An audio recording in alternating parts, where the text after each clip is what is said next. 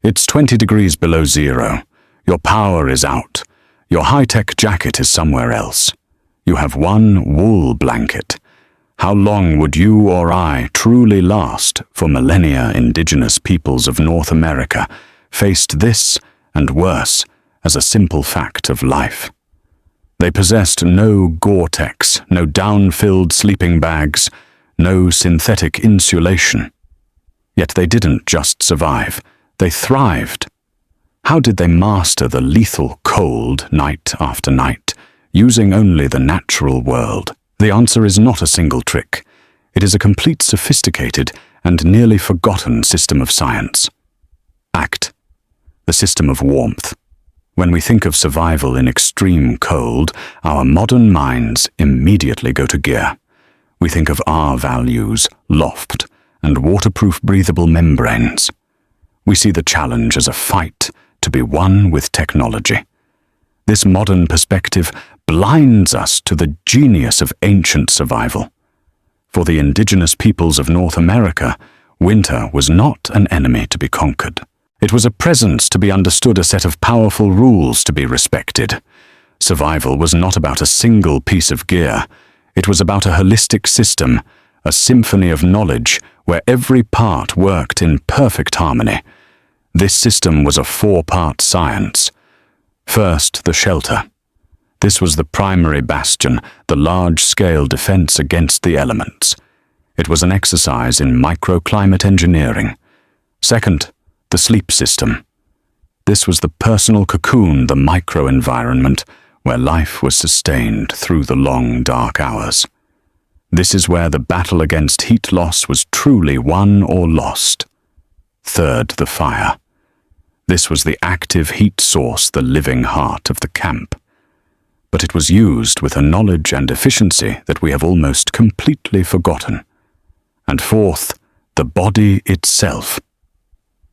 The internal furnace meticulously fueled, clothed, and conditioned to generate and retain its own heat. If any one of these four pillars failed, the entire system could collapse. A great sleeping robe was useless in a poorly pitched shelter that filled with wind. A roaring fire was a death sentence if it replaced oxygen with poison. A well-fed body would still freeze if it lay directly on the frozen ground. This is the story of that system. It is the story of how to sleep warm when the world is trying to freeze you solid. Act 2. The architecture of warmth. The shelter. Our first and most basic instinct in the cold is to get out of the wind. This is the primary law of thermal physics in survival. The wind in its process of convection is a relentless thief. It strips away the boundary layer of warm air our bodies create, accelerating heat loss exponentially. A 0 degree, 18 degrees C day with a 15-mile-per-hour wind feels like 19 watts, 28 degrees or so. The first job of any shelter was to stop this thief.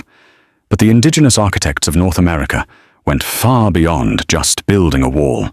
They were masters of site selection. A shelter built with immense effort was only as good as the place it stood.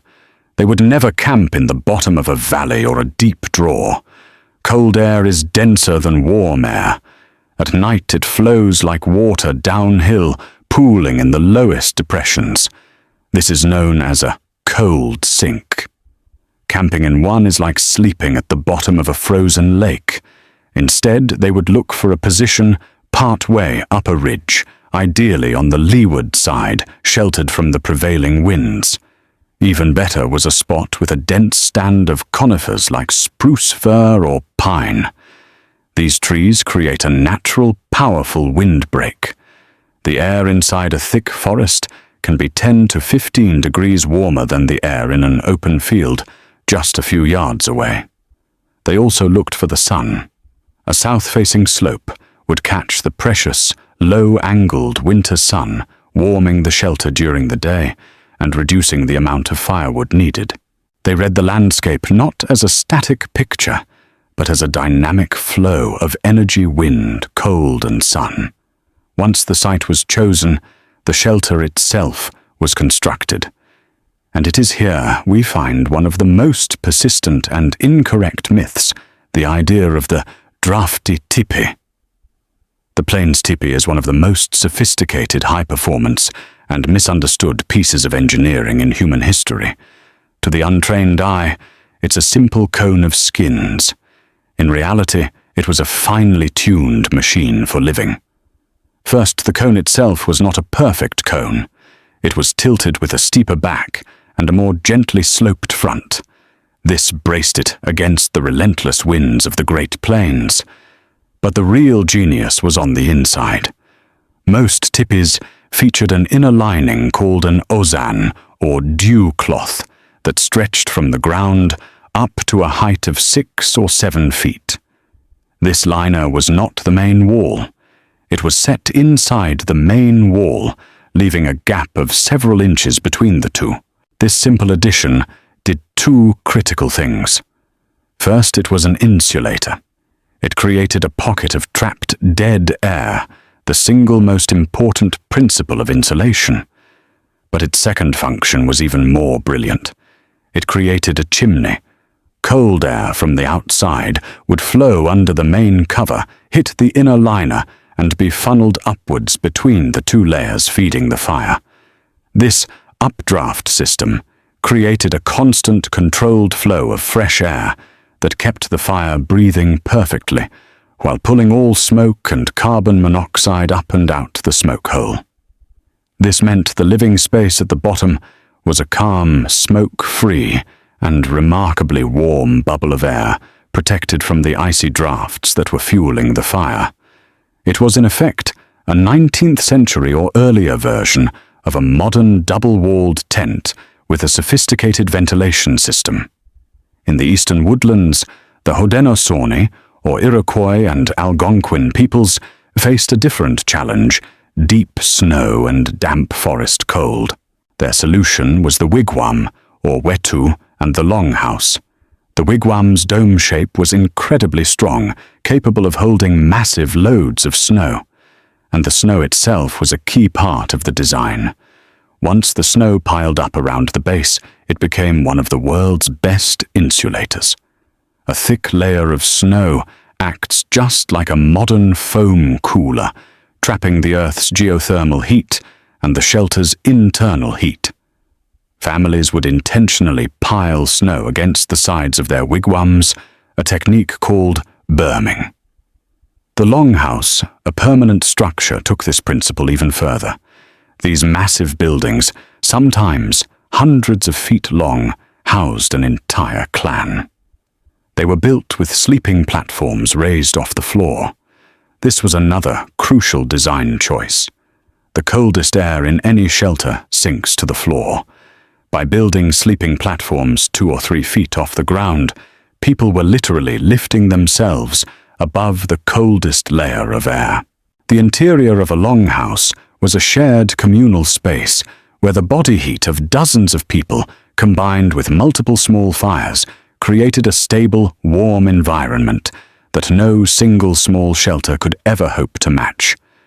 But what about the most extreme cold?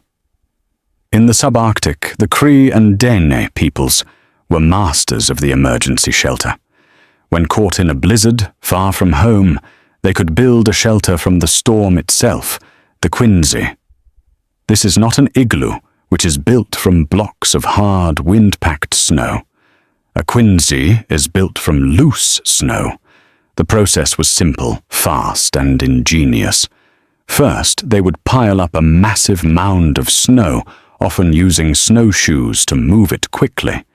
They would pack it down lightly as they went. Then they would wait. For an hour or 2, they would let the pile sinter, a process where the snow crystals begin to bond and harden. After it had set, they would begin tunneling in from the side near the base. They would hollow out the entire mound, leaving a wall thickness of 1 to 2 feet. The result was a snow dome insulated by the very material that made the outside world lethal. How warm! With just a small candle or a single person's body, heat the interior of a quinsy can be 40, 50, or even 60 degrees warmer than the outside air.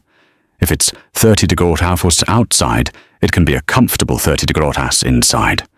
In all these designs, the tipi, the longhouse, the quinsy, we see the same core principles: stop the wind, use natural insulators like snow and dead air, elevate yourself from the cold ground, and most importantly, ventilate. Aste 3. The science of the sleep system. The shelter is the fortress, but the sleep system is the armor. This is where the most critical battle for survival was fought, the battle against the ground. We lose heat in 4 ways: evaporation, sweat; respiration, breathing, convection, wind and radiation heat leaving our bodies. But the fastest and most dangerous form of heat loss when sleeping is conduction, direct contact with a colder surface.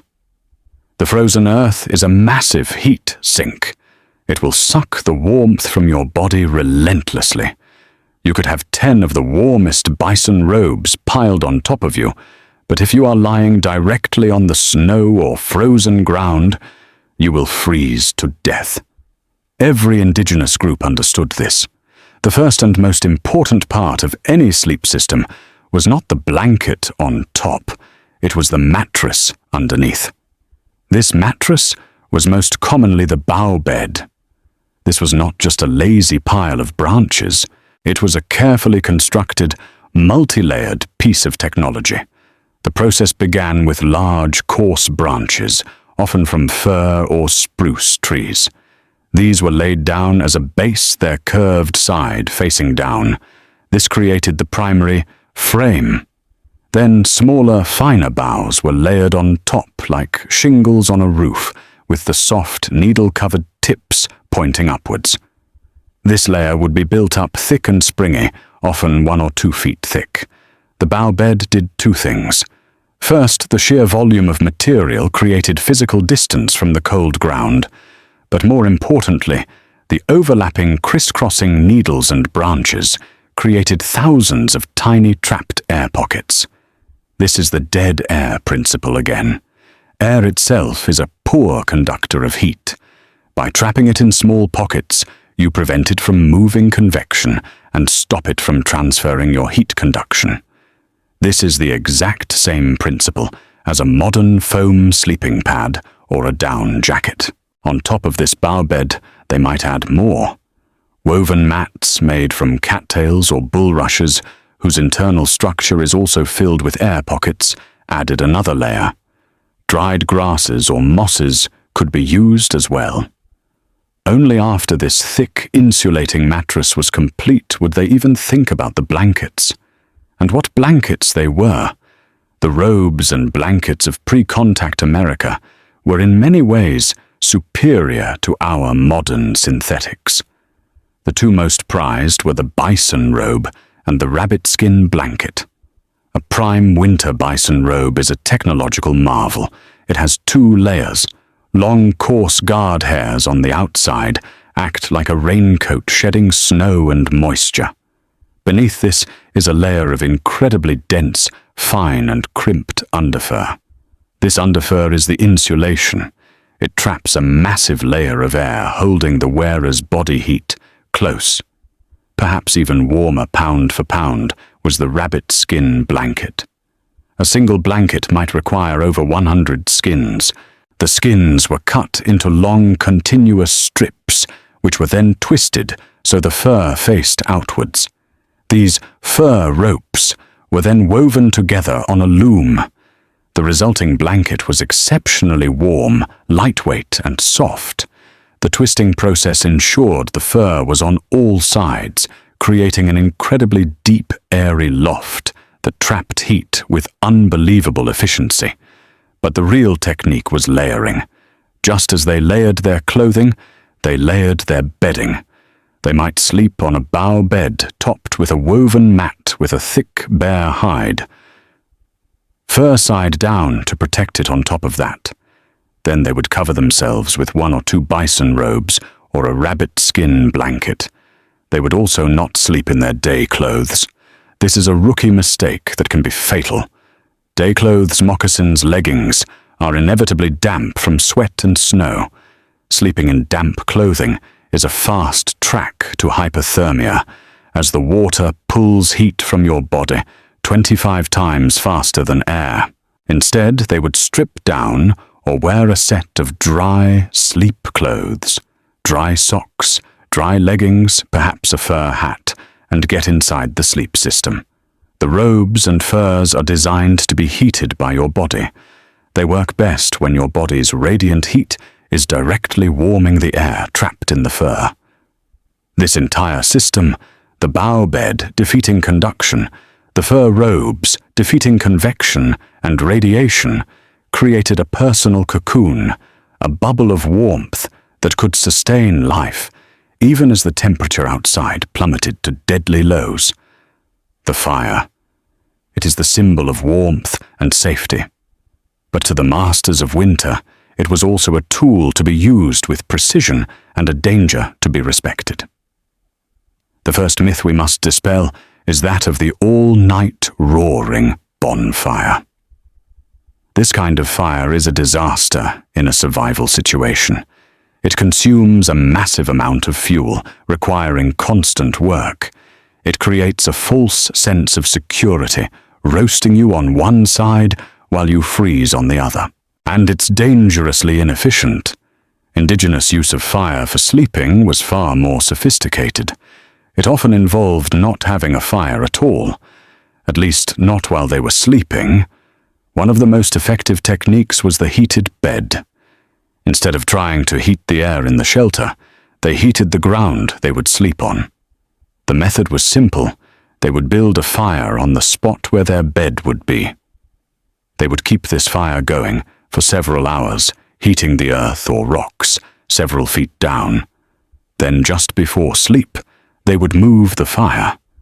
They would scrape away the hot coals and embers, often to a small new fire pit, to keep it going gently for ventilation.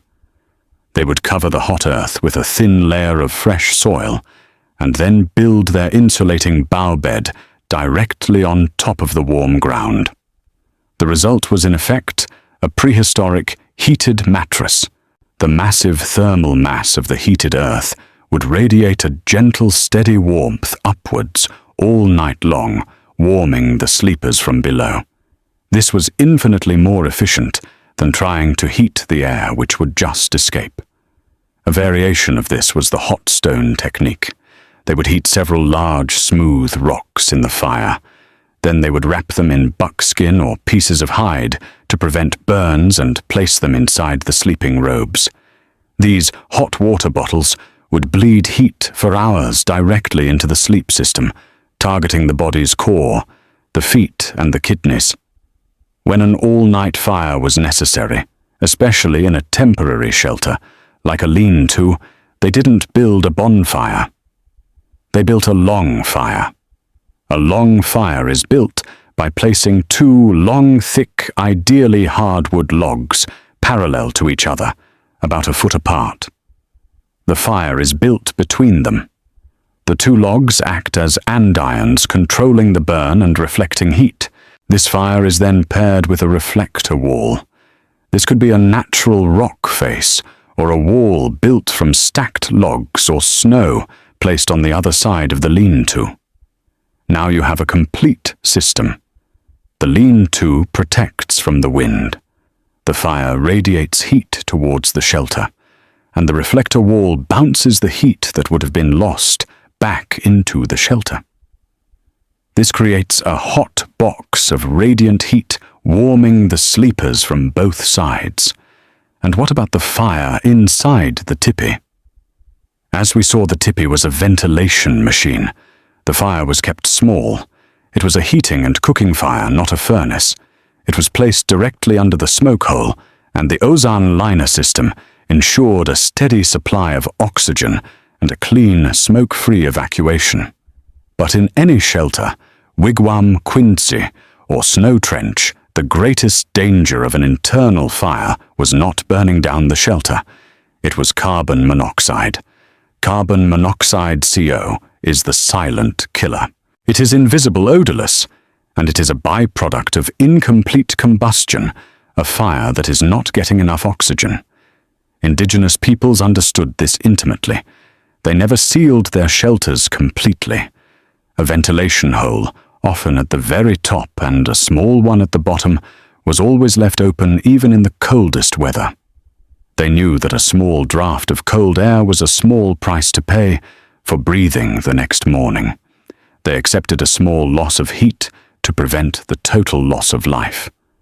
The fire was a tool used to heat the ground heat stones, or when paired with a reflector, to create a zone of radiant warmth. It was almost never a roaring blaze, meant to heat the air of a sealed-in space. That is a modern and very dangerous idea. Act 5. The human engine. The body. The shelter, the sleep system, and the fire are all external systems, but the final and most important source of heat was the human body itself. It is the internal furnace, and like any furnace, it needs three things. It needs to be fueled, it needs to be insulated, clothed, and it needs to be efficient, acclimatized. Let's start with fuel. You cannot sleep warm if you are hungry. The body generates heat through metabolism. Burning calories. This process, called thermogenesis, is the body's own furnace. To keep that furnace burning all night, you need the right kind of fuel. The ideal meal before sleeping in the cold was not sugary carbs which burn fast and leave you cold. The ideal meal was fat and protein. Across the continent, this took many forms. Pemmican on the plains, a high-energy superfood made of dried, pounded bison meat, mixed with rendered bison fat, and sometimes berries. Bone marrow rendered bear grease, or oily fish like salmon in the Pacific Northwest. Eating a large, fatty meal right before bed was a deliberate strategy. The digestive process itself generates heat, and the slow-burning, high-calorie fats provide a steady release of energy, keeping the metabolic furnace stoked for all 8 hours of the long, cold night. They were quite literally eating to stay warm from the inside out. Second, insulation. We've already discussed the fatal error of sleeping in damp day clothes. But the design of their clothing was also part of the system. The key principle was layering. A typical winter outfit might consist of a soft, brain-tanned buckskin shirt, the inner layer followed by a fur-lined tunic or vest, and finally a large, heavy robe, like a bison robe, for the outer layer. Each layer traps air. But more importantly, the layers allow for regulation. If you start to sweat while walking or working, you must remove a layer. Sweat is the enemy. It makes your insulation wet, and wet insulation is no insulation at all. The feet were especially critical. Moccasins were often made larger for winter, allowing for socks made of thick woven wool, or more commonly stuffed with an insulating material. This could be dry grasses, cattail down, or rabbit fur. This stuffing was a changeable insulation. At the end of the day, the damp stuffing would be removed and replaced with dry, fluffy material for the next day. Finally, community. One of the simplest and most effective techniques was sleeping together. In the longhouses, families slept in close proximity on shared platforms. In a teepee, the family would sleep close, sharing the warmth of the central fire. In a survival situation, huddling together for warmth is a fundamental technique. A single person has a certain amount of surface area from which to lose heat. But when 2 or 3 people huddle together, they significantly reduce the total surface area exposed to the cold, while doubling or tripling the amount of heat being generated in that small space. But perhaps the most overlooked element is acclimatization. The bodies of people who lived in the cold were fundamentally different from ours. We live in centrally heated boxes, our bodies never having to learn how to deal with the cold. Their bodies were trained, This training results in real physiological changes: better peripheral vasoconstriction, the ability to reduce blood flow to the skin to keep the core warm without getting frostbite, a higher metabolic rate, and even the browning of fat, the conversion of storage fat into a special brown fat, whose entire purpose is to be burned directly for heat. When you combine a body that is fully acclimatized, fueled by a high-fat meal, clothed in layers of dead air, trapping fur, and then place it inside a multi-layered sleep system, which is itself inside a well-designed, wind-proof and ventilated shelter, you don't just survive. You sleep. You sleep well. Act 6.6. Regional Masterclasses, a Continent of Wisdom. This 4-part system was the grammar of winter survival, but it was spoken in many different dialects. The specific challenges of the Great Plains are not the same as the challenges of the Pacific Northwest. The genius of indigenous knowledge was its adaptability. Case Study 1. The Plains Tipi Lakota Sioux, Cheyenne. The challenge: extreme, sudden cold, relentless treeless wind, ground blizzards. The system, as we saw the Tipi, was the linchpin. Its aerodynamic tilted cone could withstand 100 km/h winds. Its ozone liner created a draft-free, warm interior. The bed. The sleeping arrangement was highly organized. Beds were arranged around the perimeter head towards the center. The beds were never on the ground. They were either raised platforms or, more commonly, thick mattresses of willow branches and sage covered by the massive bison robes. The area behind their heads against the tipi liner became a storage area for backrests and personal items, which also served as another layer of insulation from the outer wall. The fire. A small central fire of buffalo chips or precious cottonwood. The ozone system made it incredibly efficient. The X factor, the bison. This single animal provided everything: the shelter's cover, the high-fat fuel pemmican, the insulating robes.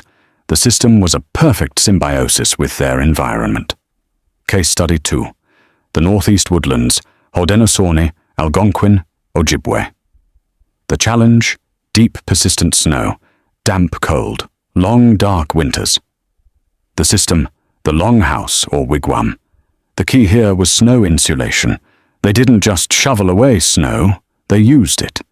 They packed it against the bark and mat walls, creating a berm that could be many feet thick. Once the snow was deep enough, the entire lower half of the shelter was perfectly insulated. The bed-raised sleeping platforms were the law. The cold, damp air always settled on the ground. By sleeping 3 feet above it, they were in a different, warmer climate zone. Bedding was often black bear skin, incredibly warm, or woven mats. The fire in the longhouse. Multiple small fires served multiple families. The sheer size of the building created a huge thermal mass. It took a long time to warm up, but once it was warm, it stayed warm, buffered from the wild temperature swings outside. The X-Factor moisture control. Cattail mats were a key technology. The internal structure of a cattail leaf is designed to repel water, so they made excellent water-resistant layers for both the shelter walls and the sleeping mats. Case Study 3. The Pacific Northwest Coast, Salish Tlingit. The challenge. Not extreme cold, but wet cold. Temperatures often hovered just above freezing 35 degrees and raining. This is in many ways more dangerous than dry cold. Water robs body heat 25 times faster than air. The system massive plank, houses built from giant cedar trees. These were permanent fortress-like structures, often dug into the earth, geothermal insulation, and housing entire communities. The bed, the enemy, was damp. Fur, when wet, loses its loft and its warmth. The solution, cedar. The inner bark of the red cedar could be shredded and woven into blankets. Cedar contains natural oils like thujaplikin that are antimicrobial and water-resistant. A woven cedar blanket would not get soaked as easily as fur and would dry much faster. The fire-large central hearths, the sheer volume of people, and the massive thick wood walls created a very stable, warm, dry environment. The smoke would cure the wood, making it even more water-resistant. The X-Factor hydrophobic technology, their entire system, cedar bark clothing, cedar bark blankets, cedar plank houses, was designed to shed water and manage dampness. In a wet-cold environment, dry is the same as warm. Case Study 4. The Arctic and Subarctic Inuit, Denkri. The challenge. The absolute limit of human survival. Temperatures of 40 to 60 degrees, almost no firewood. The system, the Igloo Inuit, or the Quincy Dean Cree. These are the ultimate expressions of using the environment. Snow is the only building material, and it is a perfect one. A well-built snow shelter, heated only by body heat, is a lifesaver. The bed, a snow platform. They never slept on the floor. The sleeping area was a raised platform carved from the snow itself. This lifted them above the cold trap, a deep trench near the door where the heaviest, coldest air would pool. The bedding, caribou skins and muskox hides. Caribou hair is hollow. Each hair is a tiny air-filled tube, the most perfect natural insulation on the planet. They would have one set of caribou hides under them, fur side down, and another over them, fur side up. The X-Factor cold trap ventilation. The design was pure physics. A small ventilation hole at the top, a low U-shaped entrance. The heavy cold CO2 from breathing would sink into the cold trap by the door and flow out while fresh air was drawn in. It was a self-regulating breathing system built entirely of snow. In every case we see the same pattern, a deep scientific understanding of the local environment and a system built from it. Not a fight against nature, but a partnership with it. Årsituovert, lessons from the long night. Today, we are surrounded by a different kind of technology. We have thermostats on our walls, electric blankets on our beds, and synthetic-filled jackets that cost hundreds of dollars. We have, in many ways, solved the problem of the cold. But in doing so, we have lost the knowledge. This wisdom developed over tens of thousands of years is not primitive. It is a body of science, as deep and complex as any modern engineering. It is a science of physics understanding conduction, convection, and radiation. A science of biology understanding metabolism and the properties of fur and wood. And a science of engineering designing a shelter that can breathe, or a sleep system that can defeat the frozen ground. This knowledge is more than just a historical curiosity. It is a lesson in resilience. It teaches us that the world provides solutions if we are smart enough to see them. It teaches us that our own fragility is often a choice, a result of our dependence on complex systems we don't control. The indigenous masters of winter did not survive by enduring the cold. They survived by outthinking it. They understood the rules of their world, and they followed them with precision and respect. They knew that the ground was a heat thief. They knew that moisture was a killer. They knew that wind was the enemy, but that snow was a friend. And they knew that the most powerful furnace of all was the one they carried inside them. This is the lost science of how to sleep warm on the coldest nights with nothing but the earth itself. This knowledge passed down for countless generations is a testament to human ingenuity and resilience. It's a science born not in a lab but from the earth itself, written in snow, fur, and fire. If you found this journey into the wisdom of the past insightful, please show your support by giving this video a like. subscribe to our channel, and click the bell so you won't miss our next deep dive into the lost knowledge and forgotten histories that shaped our world. And please share this video with someone who underestimates the true genius of ancient cultures. Most importantly, let us know in the comments what part of this 4-part survival system impressed you the most. The ventilating tipi, the heated earth bed, the rabbit skin blanket. We want to hear your thoughts. Thank you for watching.